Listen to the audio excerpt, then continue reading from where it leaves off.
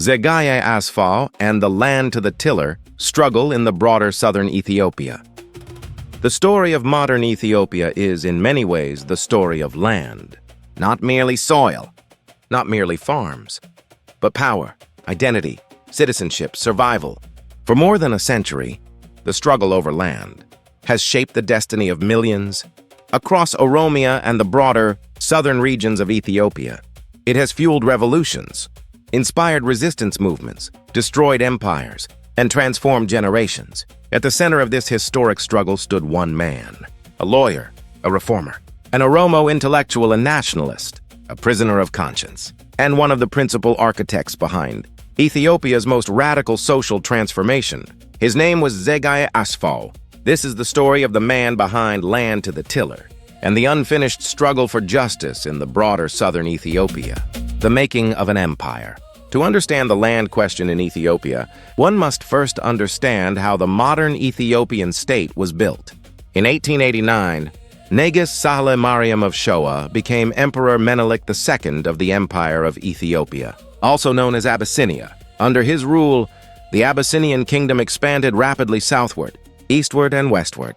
Vast territories inhabited by Oromo, Sidama, Walaita, Kafa, Hadia, Kambata, Guraj, Afar, Ogaden, and many other peoples were conquered and incorporated into the Ethiopian Empire. This expansion fundamentally changed the political and economic structure of the region. Before conquest, many southern societies practiced communal systems of land ownership. Among the Oromo, land and governance were deeply connected to the Gada system, an indigenous democratic institution built upon collective responsibility, social equality, and shared stewardship of resources. But conquest shattered these systems. In their place emerged a colonial feudal order known as the Naftagna-Gabbar System. The word Naftana referred to armed settlers and imperial soldiers, literally gun holders, who were granted land by the imperial state. The local populations became Gabbars, tenants and serfs forced to cultivate land for absentee landlords.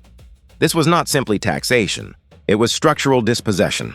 Entire communities lost ownership of ancestral lands. Farmers were forced to surrender huge portions of their harvests to landlords. Many were compelled to provide unpaid labor and domestic service. In some regions, peasants lost up to 75% of their production. The relationship between people and land was violently transformed.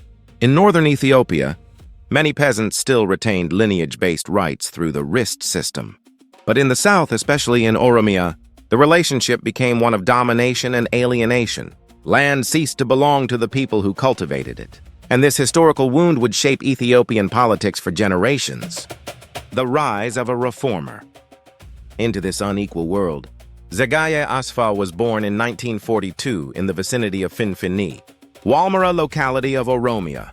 Ironically, he was born into a family connected to the Balabat class, local Oromo elites who served as intermediaries for the imperial state and possessed significant landholdings. But Zegeye would reject the privileges of his background. As a young man studying law and public administration at Haile Selassie I University, he became deeply influenced by the Ethiopian student movement. The students of the 1960s had one slogan that shook the foundations of the empire: land to the tiller. It was more than a demand for economic reform. It was a revolutionary challenge to imperial Ethiopia itself. For students from the south, especially Oromo intellectuals, the land question represented something deeper than agriculture. It represented dignity, citizenship, and liberation from a colonial feudal order. Zegeye quickly emerged as one of the movement's most principled legal minds. In 1968 and 1969, while still a student, he and his colleague, Abebe Work filed a historic habeas corpus petition on behalf of detained student activists. Among those detained were future revolutionary figures such as Walaline Makanan and Birhani, Meskel Reda, at a time when challenging imperial authority carried enormous risks. Zegeye used the law as an instrument of resistance. He believed law should protect the oppressed, not merely defend the state. Seeking deeper knowledge on agrarian reform, Zegeye later traveled to the United States and studied legal institutions at the University of Wisconsin-Madison. Wisconsin was internationally recognized for research on land reform and agrarian systems. There, Zegeye immersed himself in the study of tenure systems, peasant rights, and the role of the state in redistributing land. Although offered opportunities to continue his studies abroad, he refused to remain distant while millions of Ethiopian peasants remained, landless and oppressed. He returned home, and soon history would present him with an opportunity to reshape the nation. The 1974 Revolution. The early 1970s brought crisis upon crisis: economic stagnation, student protests, military discontent, and famine. Between 1973 and 1974, catastrophic famine devastated Wollo province, killing an estimated 200,000 people. The imperial government's inability and unwillingness to respond shattered public confidence. In 1974, Emperor Haile Selassie was overthrown. The monarchy collapsed, and a military junta known as the Derg seized power. For radical reformers like Zegeye Asfaw, the revolution opened what he later described as a golden opportunity. The old feudal order could finally be dismantled.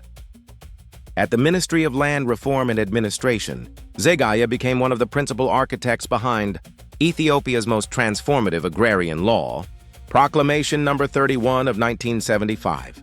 The law was revolutionary. All rural land was nationalized. Landlords lost ownership rights. Tenancy was abolished. Millions of peasants were granted rights to cultivate land without paying tribute to aristocrats. For the first time in generations, Southern peasants could claim direct access to the soil they worked. The proclamation declared, "The land belongs to the Ethiopian people." The reform destroyed the centuries-old landed aristocracy almost overnight. Church estates were dismantled. Feudal obligations disappeared. And throughout Oromia and the South, many peasants celebrated the reform as liberation. For former Gabbars, this was not simply economic redistribution. It was the end of serfdom. The slogan, "Land to the tiller," had become reality, the Zemeka. But passing a law was easier than implementing it. The Derg launched an enormous mobilization campaign known as the Zemeka. Development through cooperation. More than 60,000 university students and teachers were sent into rural Ethiopia. Their mission was to organize peasants, establish local associations, and redistribute land. Peasant associations became the new centers of rural governance. In the South, the reform spread rapidly. Many peasants immediately stopped paying rent. Former landlords fled. The old social order collapsed. But the revolution also revealed deep regional differences. In northern Ethiopia, many farmers viewed nationalization as an attack on ancestral wrist rights. In the South, however, where land had long symbolized conquest and dispossession, the reform was welcomed as justice delayed for nearly a century. This distinction is crucial. The land question was not experienced equally across Ethiopia. For many Oromo peasants, land reform was also decolonization. Yet the revolution carried contradictions. As the Derg consolidated power, peasant associations gradually transformed from instruments of empowerment into instruments of state control. The state became the new landlord. Farmers faced forced grain quotas, mandatory contributions, and increasing political surveillance. The dream of liberation began to collide with authoritarian reality, and Zegeye Asfaw himself would soon become a victim of the system he helped create. Prisoner of conscience. By the late 1970s, the Derg had become increasingly authoritarian under Mengistu Haile Mariam. Mass arrests, executions, and political terror defined the era. Zegeye grew critical of the regime's policies, particularly forced villagization programs that uprooted rural communities. He reportedly warned Mengistu that similar experiments had failed elsewhere. His independence made him dangerous. In 1980, Zegeye Asfaw was arrested. He would spend nearly a decade in prison without trial. Inside the notorious Qeerroo prison, he endured years of detention as a prisoner of conscience. Yet even in prison, he continued teaching fellow inmates law and languages. His commitment to justice did not disappear behind bars. Outside prison walls, Ethiopia remained trapped in war, famine, and authoritarian rule. The land reform had destroyed feudalism, but it had not created true peasant freedom. The state still controlled the land, and peasants remained vulnerable to political power. The Oromo Question. When the Derg collapsed in 1991, Ethiopia entered another historic transition. Ethnic liberation fronts replaced military dictatorship, and Zegeye Asfaw joined the Oromo Liberation Front. the OLF. For him, this was not a departure from his earlier beliefs. It was a continuation of them. He had long understood that the land question and the Oromo question were inseparable. The issue was not merely who cultivated the land, but who governed it, who controlled resources, and whether the Oromo people could exercise genuine self-determination. Zegeye participated in the 1991 Peace and Democracy Conference and helped shape the Transitional Charter. The charter recognized the rights of nations and nationalities, including the principle of self-determination. It represented a radical break from centralized imperial traditions. But tensions quickly emerged between the OLF and the Tigrayan People's Liberation Front. Disputes over political dominance and regional elections led the OLF to withdraw from the transitional government. Once again, Ethiopia descended into political conflict. Zegeye eventually stepped away from formal party politics, but he never abandoned the struggle for justice. Instead, he turned toward grassroots empowerment. Hundee. In 1995, Zegeye founded Hundee, meaning root in Afan Oromo. The name reflected his philosophy. Real transformation must grow from the roots of society. Through Hundee, Zegeye focused on rural development, education, environmental sustainability, and women's empowerment. He paid particular attention to women's land rights. Although the 1975 reform had formally recognized peasant households, many rural women still lacked genuine control over land and resources. Hundee sought to change this reality. By 2012, the organization served tens of thousands of rural women farmers and entrepreneurs. But independent community empowerment remained politically sensitive. In 1996, Zegeye was arrested again and detained without charge. Human rights organizations, including Amnesty International, declared him a prisoner of conscience. The accusations centered on alleged support for the OLF. The arrests reflected a recurring pattern in Ethiopian politics.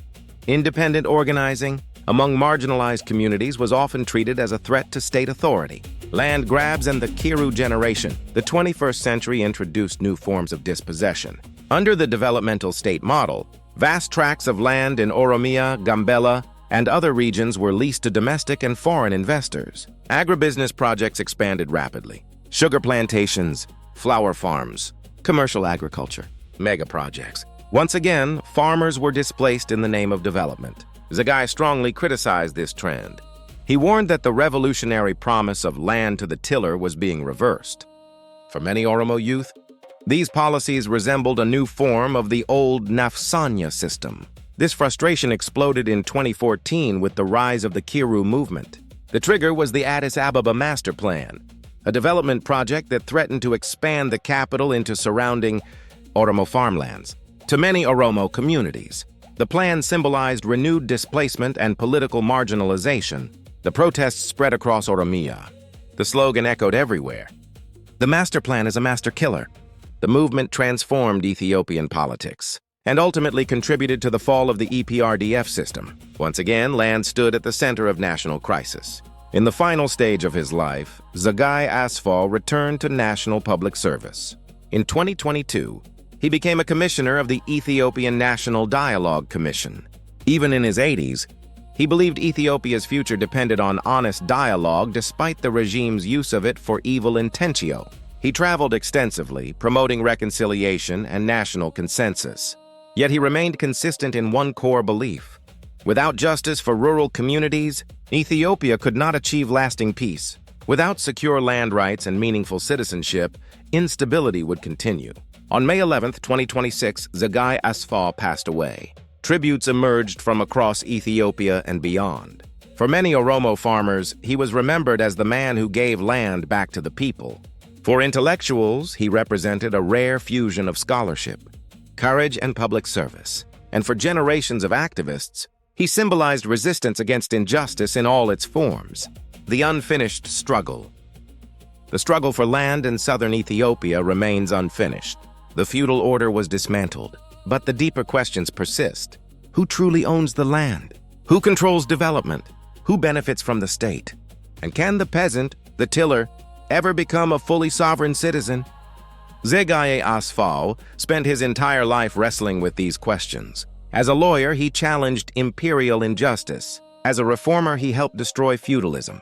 As a prisoner, he defended principle over power. As an Oromo intellectual, he linked land with national liberation.